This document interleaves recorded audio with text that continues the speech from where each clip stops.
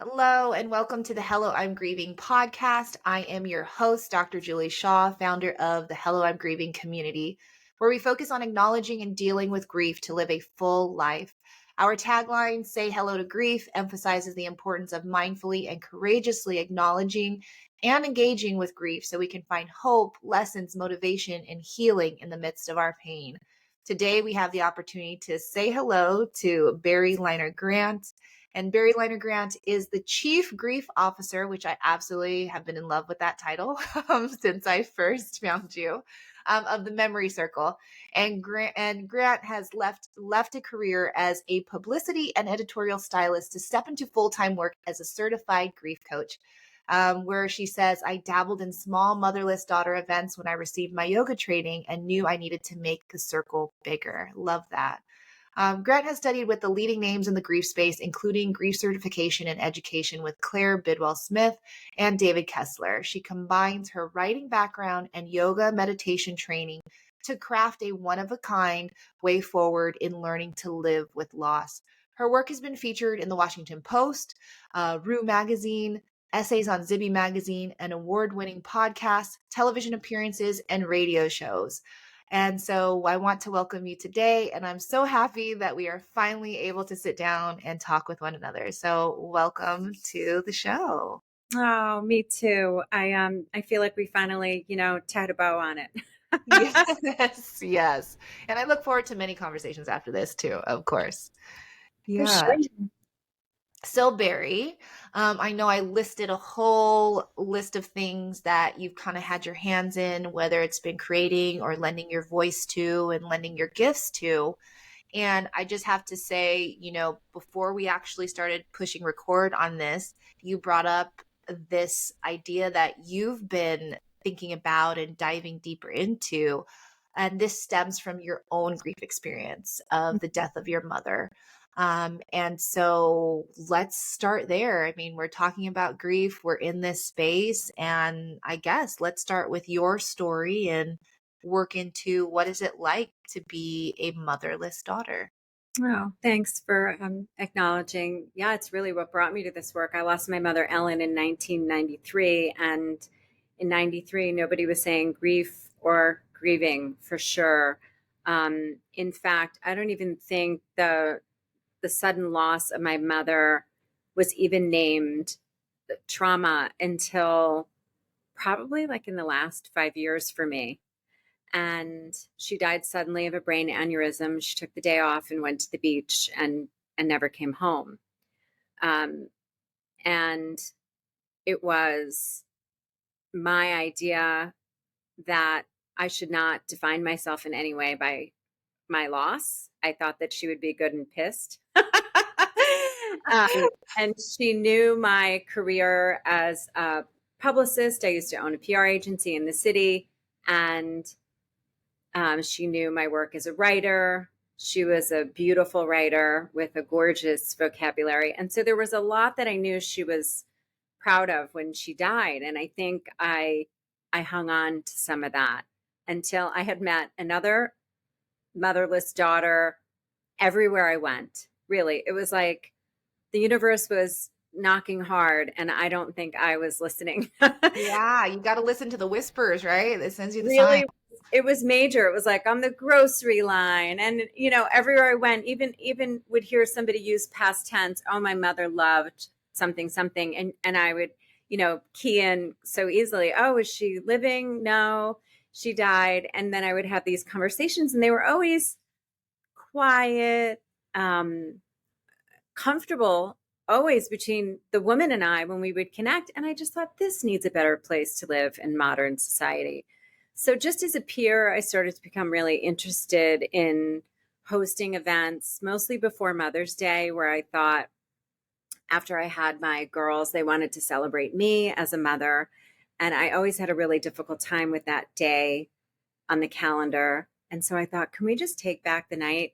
We'll take Saturday and we'll make that a day where we can explore our grief and be together as women who had experienced mother loss, from the death of a mother to estrangement of a mother. And so we would do that on Saturday and combine writing and yoga and conversation and community and everybody would leave and say, there's never been any place like this for me to go. Yeah. And I knew then that I didn't have a name for it, but I just knew I had to make the circle bigger. Yeah. Yeah. And invite people into it, right? Because Yeah. I think one of the biggest things as you're grieving, and this has been a common theme that I've been hearing and experienced myself, is you do feel alone.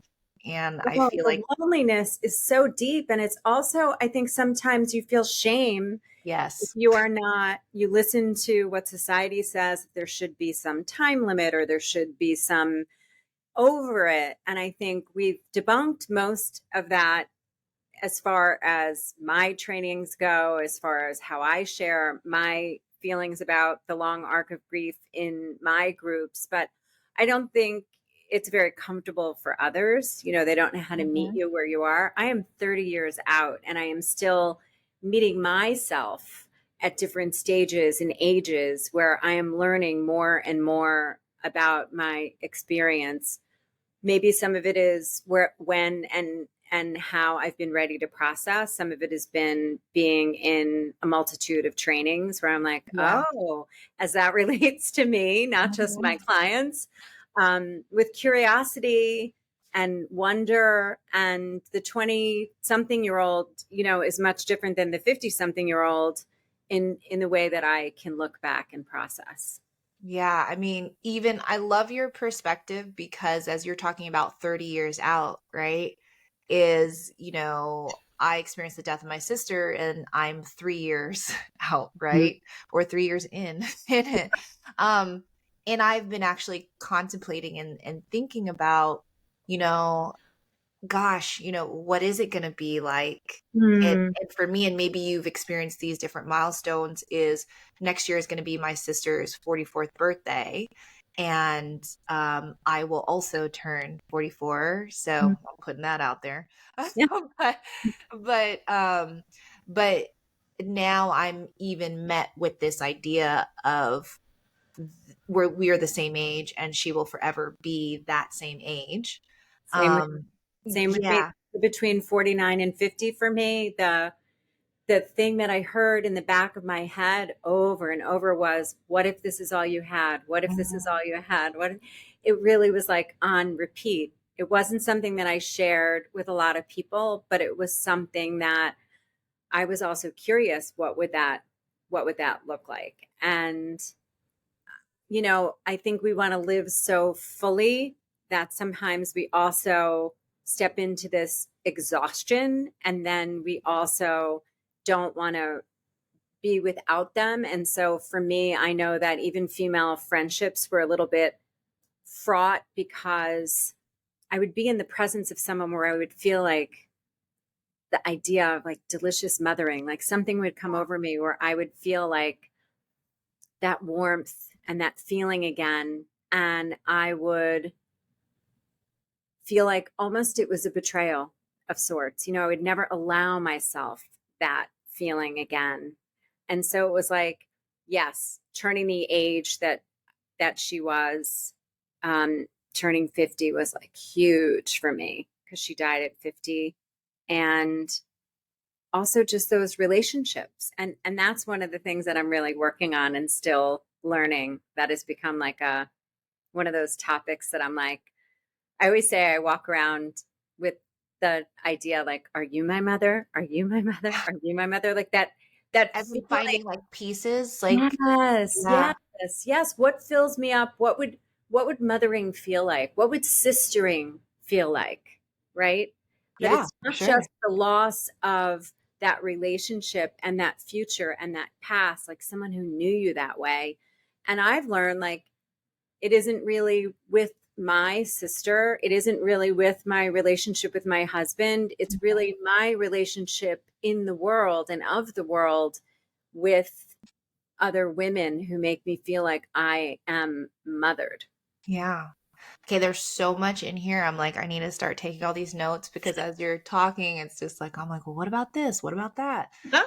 Ask Um, away. yeah, yeah. Because I'm also thinking about, I was facilitating a group the other day and we were even talking about being a motherless daughter and understanding that there could even be like jealousy that comes up, right? There's all these untapped emotions that may come up, even when it's you see somebody maybe talking about or witnessing somebody maybe arguing with their mother, or if they're having fights, and there could be still those pieces of you that are still even longing for that as well. I long for a big old Scorpio one-on-one with my mom. I'm like, oh yeah, I do. Or I see them shopping together, or the good and the bad. And also one of my favorite things is when someone else's mom will ask me about my children. It's kind of Mhm. like soaking up the feeling of them asking about my kids, or they'll see something that my kids have posted on their own social media and they'll say, oh, Emma's doing this and Quinn is doing that. And it makes me proud, and it also makes me miss my mom that much Yeah. more. My mother never knew my girls. I Yeah. think one of the things that's been so beautiful for me is that I've named her Grandma Ellen. She was never Mhm. a grandmother, but Yeah. when I speak to my girls about her, I say Grandma Ellen loved this, a Grandma Ellen story, a Grandma Ellen bath. So Like good. we talk about her, and the stories of her, and so my girls really tell me they feel as if they know her. That's so great. And I think that's such a good reminder, because I've even been tapping into how can I continue that relationship, Mhm. and how can, and again, this requires people to not judge themselves and to not worry about the judgment from outside folks, because we can be doing things where we are trying to create that late relationship and keep that relationship with the person that has died, and that might look a little bit strange to people at times. Some people might get it. For me, I've done it. I've kind of made this ritual, where on the death anniversary of my sister, whatever weekend that is, I plan a solo trip, and like I'll go out and maybe do something that I think would have been cool that we could have done together, or maybe something that she would have liked. I love And yeah, and so being able to do that, I'm wondering, as you're talking about you're keeping your own traditions and memory alive, of your own mother with your daughters, right? Is what other ways, and this is like saying hello to grief at its finest, right? Like you are confronting it, you are acknowledging it, you are engaging with it. And so I guess what are ways that you've been able to foster and continue your relationship with your mother? so many ways. First of all, we've had crazy signs since my mom died. Uh-huh. So we see ladybugs everywhere, and also continuing to see the number 444. That's like a crazy sign. In fact, just this weekend I was in Brooklyn with my And younger tell daughter. tell the listeners what 444 means to Yeah, you. Yeah. sure.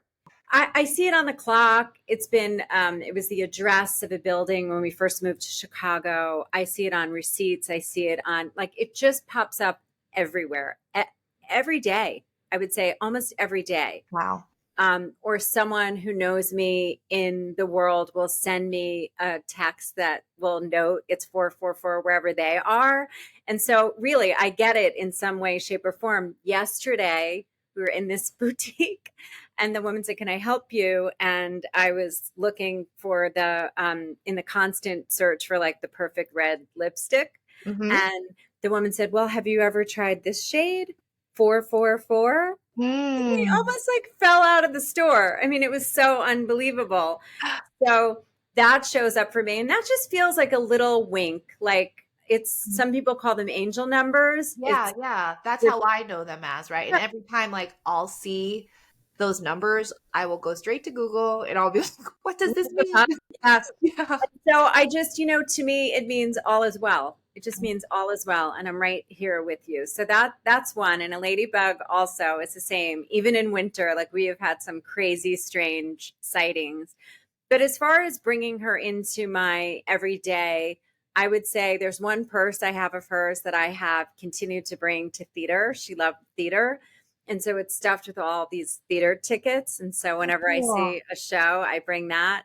On her birthday, my sister Dana and I have decided that to honor her, we buy something at discount. She was like an Olympic discount shopper. And so we really love the idea of honoring her by end of the day, we check in with one another. What did you buy? What did you buy?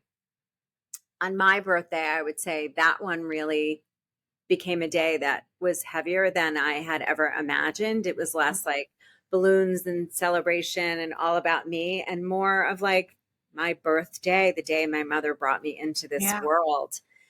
And it was real hard. I felt like it was real hard. So each year I buy myself, doesn't have to be major, but something that is uh, important to me, to name that it's from her.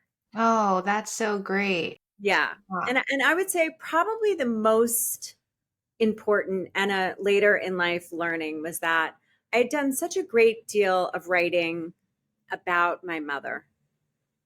I had not written to my mother.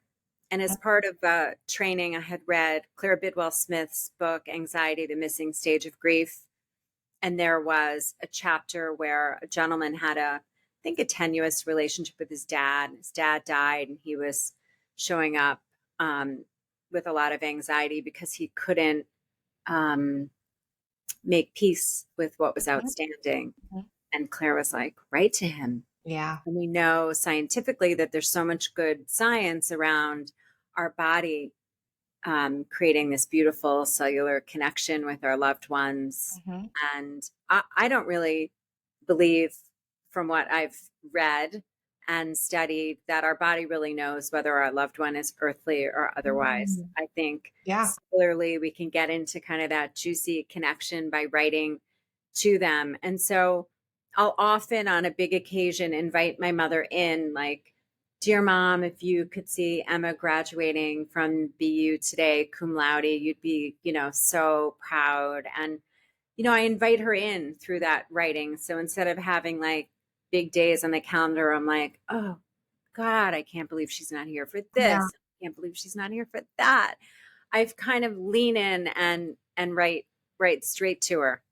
It's such an important, thing that you're bringing up because this can become a practice, right? And how we practice these things so that they become interwoven into our life just as much as our person was. And Yeah. to again keep them with us because it's kind of this thing in our society. And I'm speaking from a very US centric viewpoint, right? Because I know other cultures celebrate life differently and honor life differently.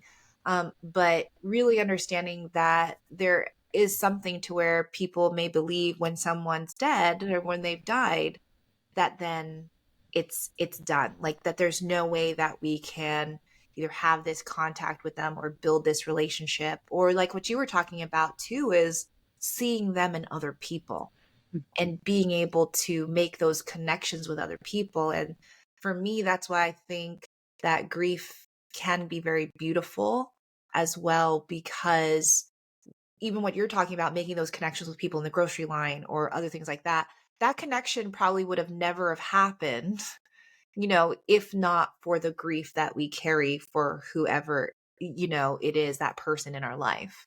I think it's a vibration. I think that opening of our heart to the curiosity of what others are experiencing in loss, while no two stories will ever be alike, I feel like we somehow speak the same language. And that's what I love about the circles that I hold, that it's a wisdom exchange. Someone will hear something that somebody else says, and sometimes it's something that they can't even name, right? Where they're like nodding and understanding, and they don't feel alone. And I think that's the loneliness that you were talking about early, because we can feel so odd or different, or why am I not like XYZ and being done or over. And really, when you start to get into the conversations like this, it's exactly what you're saying, that it can be beautiful. It Mhm. sounds crazy to It others. does, it does, and sometimes there's, like, parts of me where, like, I feel bad saying to that because I do know there was a point when it was absolutely horrible, Mhm. and I didn't think that there would ever be a time that I saw the beauty in it. And I allow both to be absolutely true. I have really shitty years. This Mother's Mhm. Day, I was like, you know what? I'm checking out. Mm. I decided I didn't want to celebrate. I don't know. It wasn't any particular milestone. It just felt overwhelming and I just didn't want to have it. And I took a road trip with my husband and I landed at the beach, which really always feels good, and my sister was understanding and my girls were understanding. I needed my feet in the sand and I was all the way out in Montauk, like end of the earth. And it had been a place that I had visited with her Mm. many, many years ago. And so there was something really beautiful about that childlike spirit of remembering me with her there in that place and not having a traditional go at a day that just felt like too much. And Yeah. that's okay too. Yeah. And I think it's also understanding that we need the rest. I don't know if I'm trying to coin the term grief wellness, Ah, but I do think, when we are talking specifically about grief, there is that space where we have to tend to it. We have to understand, what is going to serve me better? Is it going to serve me better to just rest and sit here even 30 years later, right? Even 30 years later, yes, like I yes. need to rest because there is still grief residing in me, and there could be different things that come up that activate it still. And that bumps right up against the busyness of living our life to the fullest, right? Like we're Mhm. in such a rush to make sure that if I were to go tomorrow, which we touches into our mortality because we have lost this incredibly important person. Like, well, what if this is all I had? And you're like, you're going, right? You're like visiting all the places and doing all the things. And rest feels like, am I wasting time? But Mhm. then you find burnout and exhaustion. And I'm with you. I think you have to find a way to tend to your grief and also tend to what that means to your wellness. And Yeah. we can also make ourselves very sick in having unprocessed grief in the body. Yes.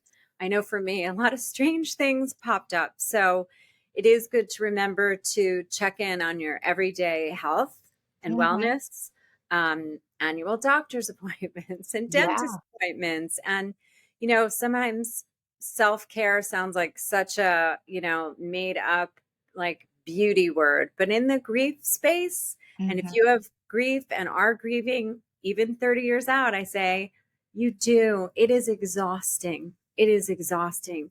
And showing up also for others, sometimes we'll take in somebody else's story and we have to make Yes. time to also clear out some of what we take in and take on as a caregiver, as a parent. Mhm. There's a lot that we're also, a lot of outside folks that are leaning on us that we have to remember how much can we take on? What are we willing to take on? And what can we let go of? And what requires rest? Yeah, I mean, that's a very, very important thing to bring into, and I've talked with about other guests is even understanding for us that do grief work. We're carrying our own grief, but then we're also creating spaces for other people to come into. And even with hosting the circles that you do, I'm sure there you are allowing other people to kind of pour their grief into you, and Mm. for you to be a container for those folks, like that can be a lot. And so, one thing for even folks listening is that there are these spaces created, but I think there has to also be this understanding that whether it is a professional, whether it is anybody here in this grief space, or if it's just a friend you're talking to, it's that for them to create that emotional space to be really truly open for you does take a lot of work for that person as and well. and I've created practices where I clear some of that's not my own, um, meditation, yoga, acupuncture. I and at different stages of my life it's been different things, but I just have these, clearing practices of my own, that are important, as a professional in the space, but also just as a person walking around today. I think on the heels of the pandemic, I feel like this is a grief pandemic. Like we've all been cracked open to a world where we are in grief, have seen grief, and it was sort of a reckoning on a reckoning, if you will, of what we've all experienced cumulatively. And so that care is more important than ever. Yeah. I want to bring into the conversation, we've talked about your journey, but I always that cliche saying it, like it does start with one step or there is one catalyst. And I also feel like that's what Say Hello to Grief is too, or being able to acknowledge it. What was that thing for you? Like that was that catalyst or was that first step that you knew you were ready to like face the grief and Mm, to actually start doing the work? Like what was helpful for you or what was that? mm. Well, like I said, first, it was just pure guidance. People would come to me for questions. People knew that I was the girl whose mom died, and that I would be open enough to share my story with them. And I refused to be the sad girl. Like I really just didn't want to be defined as the sad girl. Um, so when I would have conversations with people and realize that there just had to be a better place to have these conversations, I think that was part catalyst. And then I would say I'm all about talking about connection. I'm all about mediums and shamans and like any way you can connect to the other side. I'm all about it. And sometimes I love all of that. yeah, sometimes it was a message that was revealed to me. So I'd say the biggest one was that a shaman said, "You must collaborate." And I had been a solopreneur for most of my life. And I was like, what does collaboration even look like? And long ago, a friend had a podcast before podcasts were really what they are today. And on the very bottom of the intake form, it said, is there anything else you would like to promote? And Julie, out of my fingers came the memory circle. I had Yeah, never searched it. I had never seen if the URL was available or the Instagram handle. And before I pressed send on the document, I looked up all of those things and they were free and clear. And I knew that that was a big sign. I love And it. I saw a medium soon after who called and said, I would like to collaborate with you. And it was like that magic word kept coming up. And when we met in our session, um, her name is Cindy Lufred, and she runs a company called Revealing Soul. And we had done a lot of work together in helping people tap into being open to signs and synchronicities in grief. And she did a reading for me with my mom. And as we were closing out, she said, oh, wait, she has one more thing to say. Don't make it sad. Oh, I love this. Yeah. And Yeah. that felt right on time. It felt like Yeah. exactly what I never wanted it to be or that I thought that she wouldn't approve of. She was like so fired up about it. And I felt like it was like a permission slip from mom. She was like, lean in, girl, but don't make it sad. I love that. I actually had the same thing occur with my name of Hello, I'm Grieving, right? Is like that's it came to me like I was just walking and then I really feel like I read Elizabeth Gilbert's book Big Magic and it talks Yeah. about these ideas that come to you. And yeah, the name just came to me. And then I looked everything up and I was like, nothing. Like it hasn't been taken. And it's like rarely does that happen. And it's just like it just seems so perfect, Right? the alignment of it. So I love knowing that story. That's so amazing. yeah, yeah. And it was also the universe telling me to wake up and say, "Hey, you're grieving." So you need to, make sure that you really acknowledge it. And it was that like push and catalyst for me. And I didn't know where any of this would take me. I just felt like I was just going with it. And I think just like you have these gifts and being able to share those gifts and translate those gifts into this space, makes it more open for creativity and to bring that like fun. And sometimes I find that hard because grief is supposed to be seen as this really like dark, dreary thing. So I'm so glad that you're talking about we can still have fun, we can still live Totally. life. And Yeah. yeah, talk about how maybe did you ever wrestle with that? Like, Yeah, I think the before was, really my worry was that I would be the sad girl, and that would make my mom so horribly sad for me. Like, that's not a way to live a life. I didn't feel like I was, but when I would talk to somebody about grief, I was always worried, like, well, how do they feel when they walk away? How did that land for them? But I realized that I had a whole lot of capacity and a whole lot of space to take in their stories, and I knew that that had to be something special. I really did. I wasn't sure no, exactly that's a what gift. it That's a gift to be was able to then. do. It felt like an opening, and I also had this childlike wonder that anything that I went through that was very difficult, something that I would have gone to my mom about, divorce, miscarriage, menopause, like all these big life stages that I would have gone to her with, I didn't have her to ask.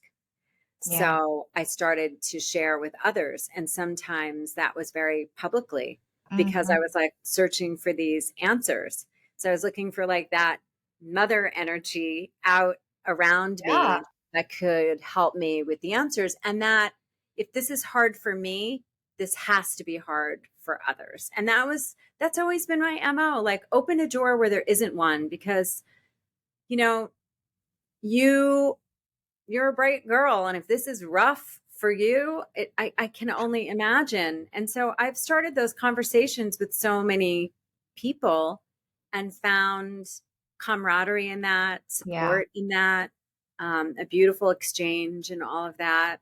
um, Even, this kind of a discussion when others hear it is, it's not the norm. And I think Mhm. making it the norm has always just been my wish, that it's not Yeah. something that we have to keep in the shadows or speak quietly about. Like, I'm all about make it loud, make it proud. Yeah. Okay, good. I love that. Yeah. Hello, Yeah. I'm grieving. Yeah, I love it because it is something that I feel like I wrestle with. So I love meeting people like you that even in the cadence of your talk or the energy that you can feel coming from you, Mm. and even finding your own style, your own authenticity to it. Because again, like maybe it's not for some people, but maybe it is for others. And Mhm. being able to really keep that like at the heart of it is because you do really want to be authentic in this space. And it's kind of one of those things like your vibe will attract your tribe. And like people will be able to like find you, people will be able to like feel that energy. And I think, again, that's debunking, demystifying what grief shows up as and how people, express it. Yeah. Tears, everyone's like, in group will like apologize. I'm like, are you kidding? Tears are movement. Like, I can cry. Like, my tears are always like real close to the edge. I feel empathic in that way, that I can I won't fall apart, but I feel like that emotionality is like, it's real close to the surface. Like, I think there is sadness that bumps right up against joy. Like, that's where the bittersweet lives for me, like right in that sweet spot. I feel in a big way both sides, like the happiness that I feel in having had that relationship with my mother is really special and magical. And also, I miss her that much because it was so special and magical. So I know that there's hope when people speak to me. I think they see hope. I think it's funny that even my web designer, she says, "You're pink grief," which cracks me up. And this was like pre Barbie movie and I was all. gonna say, I was gonna say, you already knew. She really is like, there's something that she can't name, but it is that, it's like you said, it's like a vibe, it's like an energy, it's just knowing like you're going to be okay, but you're also going to live with this for the rest of your life. I've Mhm. named it like a cardigan, right? Oh, Like you uh-huh. you're always wearing it. Some days it's itchy. Some days you can't wait to not have it on. Some days you just put it over your shoulder and put the top button on and wear it like a superhero. Like it's always with me. And yet I have great days and I have days that I miss her so much.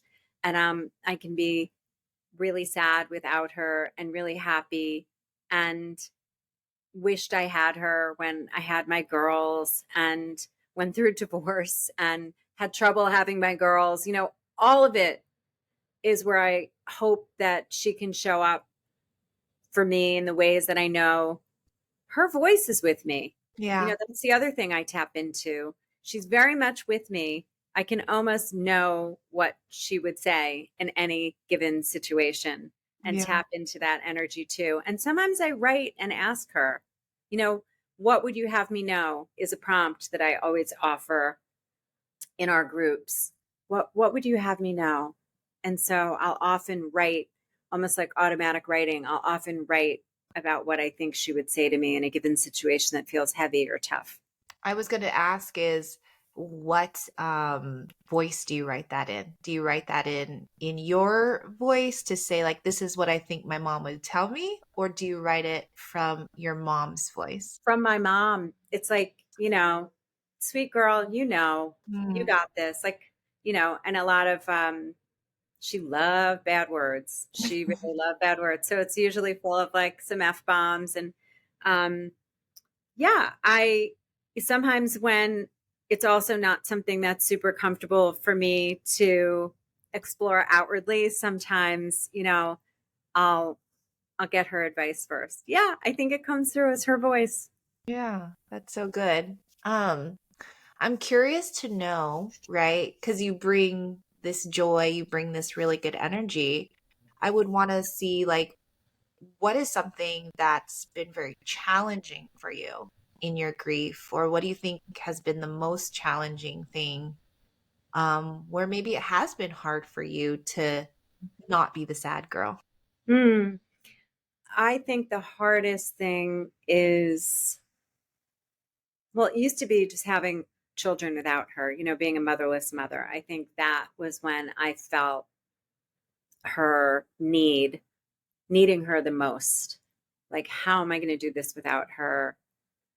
Tapping into the idea that, oh my goodness, now just the name alone, like, oh gosh, now I'm a motherless mother. I would see others with their moms like swooping in for like the visiting day at the school or Yeah, allowing for them to go on a vacation, like really wanting that grandmother that I had yeah, imagined that I would have in my life.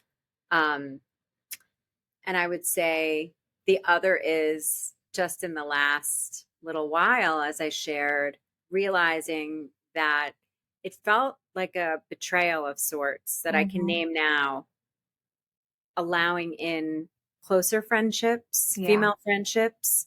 Um, and I had my sister, which always felt big, someone who really understood what I was feeling and in the remembering of her, hmm, obviously. But I think that was it. But I didn't allow enough mothering in, and it's sort yeah, of become a new conversation, mission, exploration. It's a new part of being a motherless daughter that yeah. I'm trying to tap into a little more.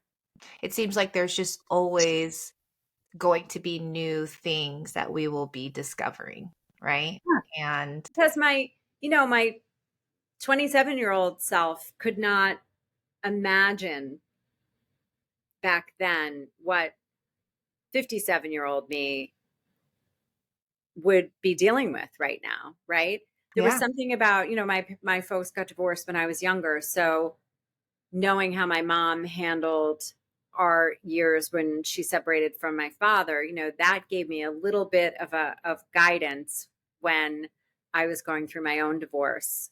And I knew that if she did it, that I could probably do it. That was sort of like my cheerleader. I would say the other biggest hurdle is that because she was such a great cheerleader, I don't think I have a, a I'm proud of my projects and I'm proud of my work and I'm proud of myself in the world, but it takes a lot. Like her bar was the measure for me of like all things. Like when my mom was proud of you, it was like the best. And I don't think that I really learned that on my own. So I would say, in Mm, a very vulnerable share, that that is probably one of the things that's been the hardest for me. She didn't teach us that. She mm, really didn't teach us, like, how can you be proud of yourself? So mm. I always tell my girls, I'm proud of you, but I want you to be proud of Yes, I love that so much. I got little goosebumps because I you. saw this the other day because I'm so glad you said it. Now that I'm a mom, that I saw like a little video and it said that. It said instead of saying, like I'm proud of you is to do that and so it's funny. It's like she's 9 months right now, but whether she understands me or not, but sometimes she'll pick up a new skill or she's learned how to wave, and I'm like, you should be so proud of yourself, Yes, I used to for say to that. my share the alphabet. I like the way you share the alphabet. Are you proud?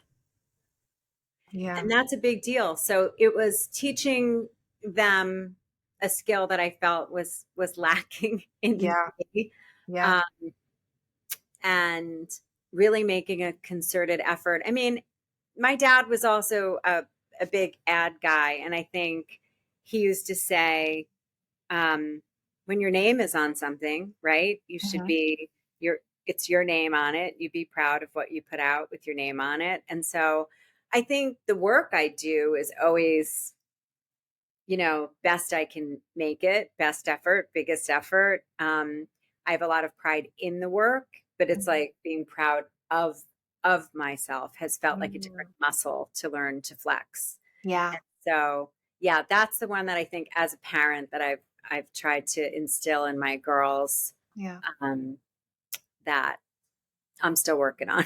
Yeah, yeah. We're always that work in progress. Gosh, there's so many good things you're saying, and I always have all these questions rolling in my head.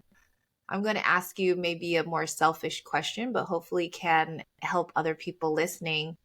Is when I think about motherless daughters, obviously, even as we're using those terms, but I'm also thinking about motherless sons as well, because my sister has two kids, and so I have my niece and my nephew, and they were so young, so they were in their 20s, early 20s, and I wonder, like, how do you feel is the best support that you can give someone, that is dealing with that? Like, and as for me, speaking from a family member and, very had a really great relationship with my sister and with them. And so being able, and we know grief changes us and how people respond.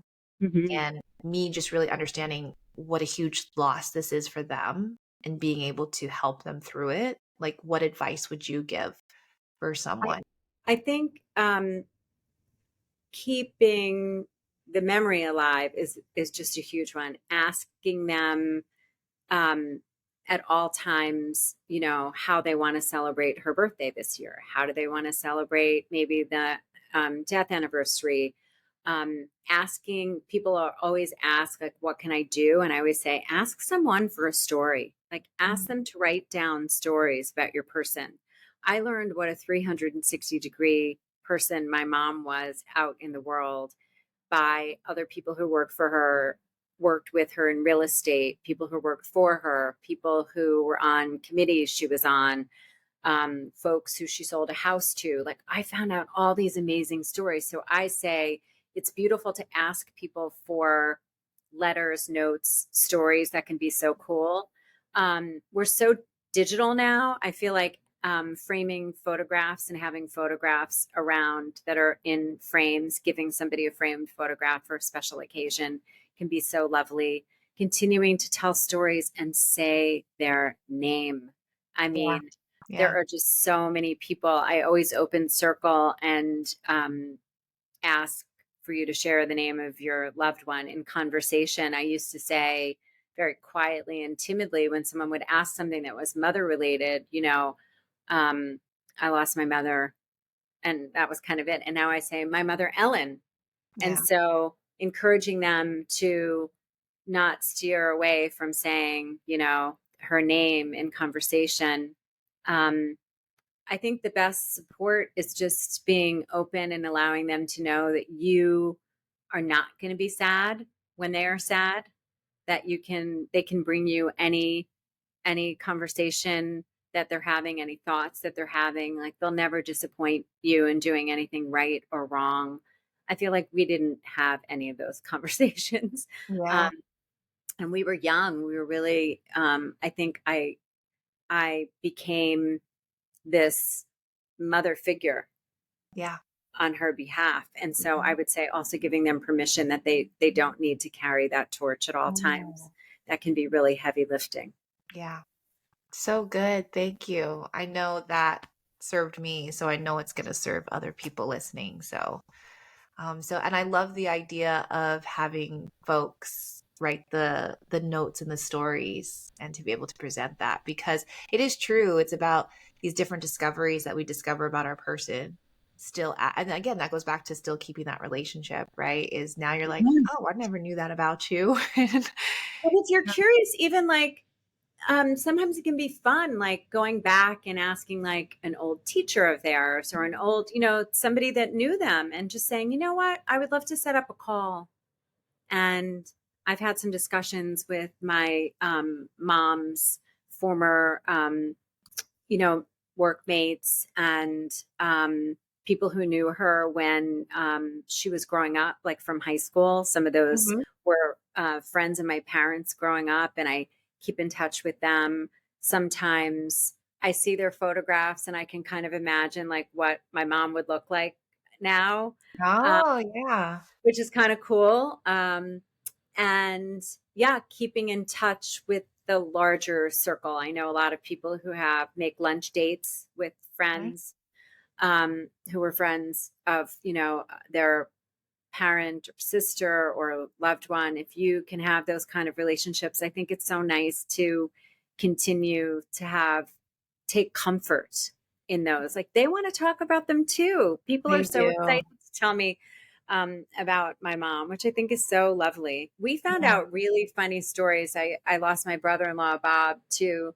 um, just in the last decade. And someone told us like the greatest story that they were on a work trip and they went into like to get gas, and they went into one of those little like the Convenience stores. food convenience store thing. Yeah. And my brother-in-law was 6'5", and this guy didn't really know him that well, but Bob started like collecting like chips and meat and cheese and like made this like big bag, and the guy's kind of like, well, Bob's got quite the appetite, right?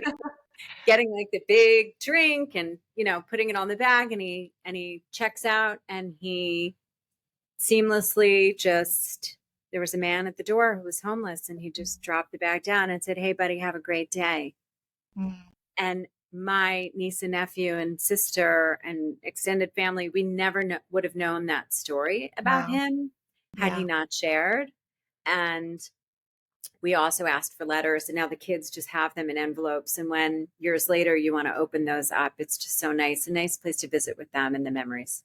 That's beautiful. That's beautiful. And I'm sure you're talking about all of this in the memory circle. And I do want people to know, you know, all about you. We're going to get to that. But I do have, and where they can say hello to you.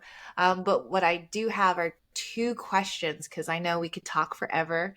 But as we're closing today, I have two questions for you that I ask everyone. And so the first question is going to be if you were to say hello to someone today who is grieving, what would you say to them? I see you. I hear you. I understand. Tell me more. I like that. Yeah. The tell me more piece, right? To invite them in. Thank you. And for our second question, is if you were to say hello to your own grief today, what would you say? Oh, dear sweet girl, you are doing a good job. You're doing the best you can, and I'm really proud of you. Go, bringing it full circle. Absolutely. Yeah, I love that. I love that. So I hope those questions, even taking the time, a mindful moment for you too, Hmm. has been helpful. And I really, truly did love our conversation today. I know there will be so much more. I would really love for listeners to be able to, again, find you, say hello to you, get to know more about you. So go ahead, let us know all the places that they can find you and Sure. all the above. Sure. One on one grief support and also groups at the Memory Circle. So many free resources on my website. I'm an Insta girl, so I love meeting you with whatever is on my mind at the Memory Circle. I have just started sharing some of my writing on Substack. The Memory Circle is there too. And if anybody is not just interested in talking about grief, but wants to move into this space, I'm also always open. I mean, we need a lot more helpers out there that make grief and grieving part of the daily vernacular. So I hope that I can just continue to make the circle bigger. Great. Thank you. And I'll be posting all of those links into the podcast description and notes there so it can make it easy for people to find you and say hello. So as Well, I thank you close so today, oh, much. yes, of course.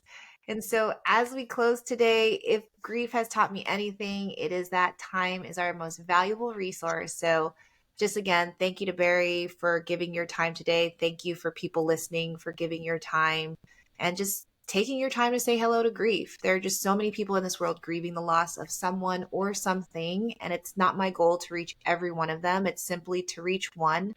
And I hope Mm. that person is you. I hope you took at least one thing from today and listening to the podcast today that helps you on your own journey. And take the time to say hello to your own grief. And better yet, say hello to someone else because you never know who you will be greeting in their grief. And so I would love to say hello to you. You can always find me at any social handle at Hello I'm Grieving. Like Barry and I talked about, it's all the same. We were very fortunate to find that. So at Hello I'm Grieving, let me know what resonated with you and what other topics that you want to learn more about. So until next time, I look forward to saying hello.